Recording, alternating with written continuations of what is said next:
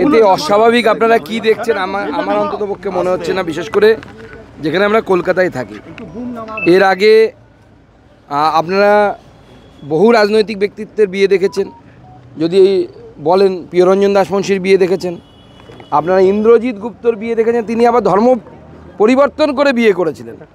তো বিয়ের মধ্যে অস্বাভাবিক কিছু নেই। রাজনীতিতে যারা থাকে, সামাজিক জীবনে যারা থাকে, তাদের সমাজের কাজ, রাজনীতির কাজ করতে করতে অনেক দেরি হয়ে যায়। যেমন প্রিয়রঞ্জন দার হয়েছিল, অনেক পরে উনি বিয়ে করতে পেরেছিলেন। অনেক রাজনৈতিক ব্যক্তিত্ব আছে যাদের এরকম হয়েছে।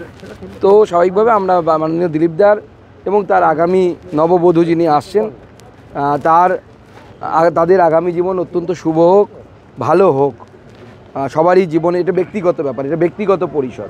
আমার সেই জন্য মনে হয় ব্যক্তিগত পরিসরে কারো বেশি না ঢোকাই ভালো। আমরা পার্টির তরফ থেকে শুভেচ্ছা দিয়েছি, জানিয়েছি, এবং তাদের আগামী জীবন সুন্দর হোক, সুখী হোক, এটা আমাদের কামনা।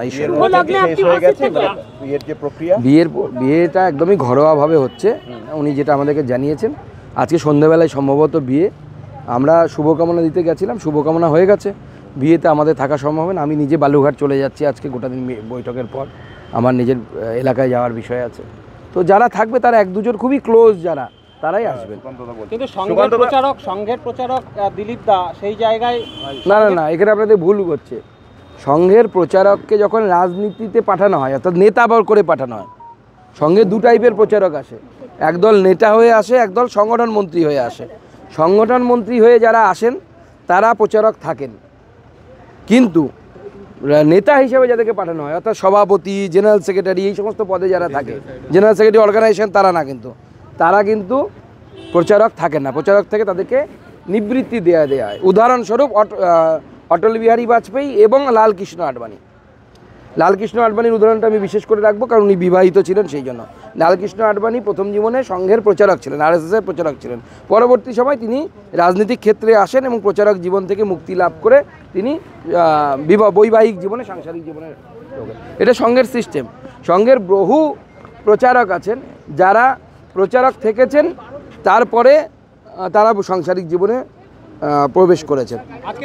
উদাহরণস্বরূপ আমার এপিএস অজয় সরকার, সেও সংঘের প্রচারক ছিলেন এক সময়, পরবর্তীকালে পারিবারিক জীবনে প্রবেশ করেছেন। কারা এলেন সুকান্ত দা আপনারা এখনো পর্যন্ত?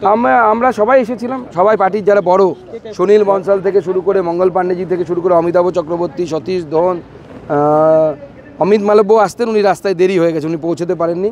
এরকম যত আমরা নেতৃত্ব, আমি, জ্যোতির্ময় সিং মাহাতো, লকেট চ্যাটার্জি, সবাই আমরা যারা নেতৃত্ব, আমরা এসে সবার নামই বললাম, কেউ মিস করিনি। আসলে 26 লোকসভা ভোটে দিলীপ ঘোষের পরাজয়, তারপর তার পরের বছরই এই সিদ্ধান্ত, স্বাভাবিকভাবেই রাজনৈতিক মহলে একটা জল্পনা উঠছে, তবে কি তাহলে সাংসারিক জীবনে চলে যাবেন, রাজনীতি থেকে অবসর নেবেন? দেখুন, এটা তো দিলীপদার ব্যক্তিগত সিদ্ধান্তের উপর নির্ভর করবে।